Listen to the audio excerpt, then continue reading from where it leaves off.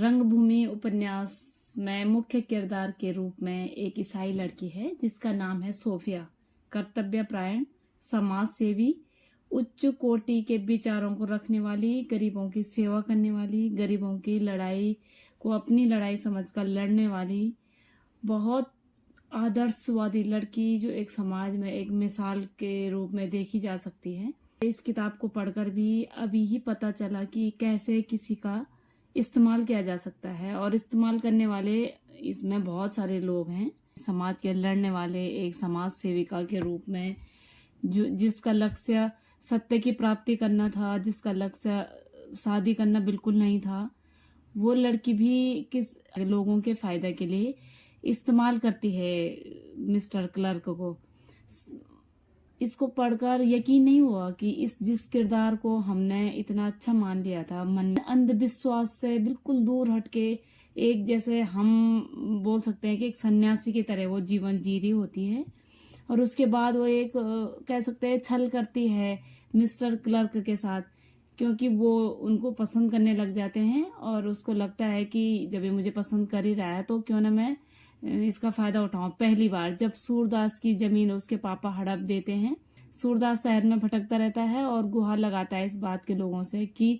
मेरी जमीन, मेरी पैतृक जमीन मुझे वापस मिलनी चाहिए, मैं उसे कारखाना बनाने के लिए देने का बिल्कुल इच्छुक नहीं हूँ, तो मेरी जमीन मुझे लौटा दी जाए। और महेंद्र कुमार और जॉन सेवक ने मेरी जमीन छीन ली है। तो ये बात उनको बिल्कुल सोफिया को अच्छी नहीं लगती है, तो वो उसका इस्तेमाल करती है मिस्टर क्लर्क का, और उसके साथ नज़दीकियां बढ़ाती है, प्रेम प्रसंग ऐसा कुछ प्रकट करती है ताकि उसको ऐसा लगे कि मुझे प्यार करती है। एक फरमान जारी कर देता है कि जो भी मैंने फैसला सुनाया था वो मैं वापस लेता हूँ अपना फैसला। सूरदास की जमीन पे उसका ही अधिकार होना चाहिए, किसी की जमीन को जबरदस्ती छीनना ये गैर कानूनी है, ये नहीं होना चाहिए। तो जब ये बात उनको पता चलती है कि अब सूरदास की जमीन उसको मिलने वाली है, तो सोफिया मिस्टर क्लर्क से फिर से दूरी बनाने लग जाती है। वो मिलना चाहते हैं सोफिया से, लेकिन सोफिया जहाँ रोज रोज मिल रही थी अपने काम निकलवाने के चक्कर में, वहाँ सोफिया एक एक महीने तक पूछती नहीं है कि कहाँ है कहाँ नहीं है, कोई जिक्र नहीं होता है फिर सोफिया की लाइफ में मिस्टर क्लर्क का। फिर दूसरी बार उसका फायदा फिर से उठाने की सोचती है जब उसको पता चलता है कि विनय कुमार, क्योंकि वो विनय कुमार से बहुत उच्च कोटि का प्रेम रखती है, वो प्रेम जो बहुत सारी चीजों से हटकर है, एकदम जिसको प्रकाष्ठा प्रेम कहा जा सकता है, वो प्रेम वो उससे करती है। और जब उसे पता चलता है कि वो किसी जेल में फंसा हुआ है और बहुत टाइम से जेल में रह रहा है, वो सोचती है कि मिस्टर क्लर्क अगर वहाँ चलेंगे तो मैं विनय को जेल से बाहर निकाल सकती हूँ। तो फिर वो उसको याद आती है, फिर वो बात करने लग जाती है और फिर बोलती है कि यहाँ मन नहीं लगता है तो हमें कहीं घूमने के लिए जाना चाहिए पहाड़ों में या कहीं ऐसी जगह। तो वो बोलते हैं कि कहाँ, तो वो बोलते हैं उदयपुर। तो जब उदयपुर जाती है, विनय उससे मिल जाते हैं, विनय से बात होती है, फिर वो मिस्टर क्लर्क की मदद से विनय को जेल से बाहर निकालने का भी पूरा व्यवस्था कर देती है। पर विनय कुमार बहुत, वो भी आदर्शवादी होते हैं, तो वो कहते हैं कि मैं इस तरीके से नहीं जाना चाहता हूँ, मुझे यही रहने दीजिए, मैं अपने को पूरी तरह से अच्छे से साबित करके तो ही यहाँ से बाहर निकलूंगा।